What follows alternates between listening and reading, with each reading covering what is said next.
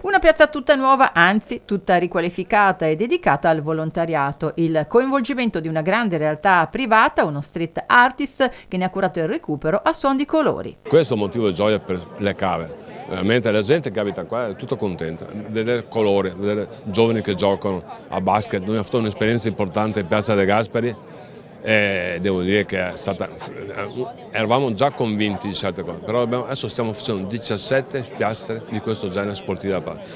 Perché i ragazzi bisogna stare all'aria aperta, bisogna giocare assieme, bisogna di socializzare. È stato 2 anni difficilissimi per i ragazzi e io penso che queste cose aiutano moltissimo.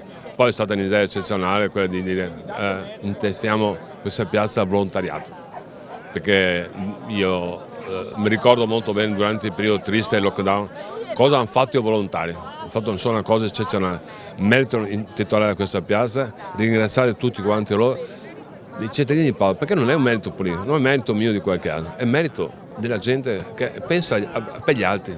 È una grande città questa. E tra l'altro la collaborazione tra pubblico e privato in questo caso funziona, no? Perché consente di recuperare spazi in tempi anche consente di occupare spazi, per integrare c'è solo un sistema, rioccupare spazi.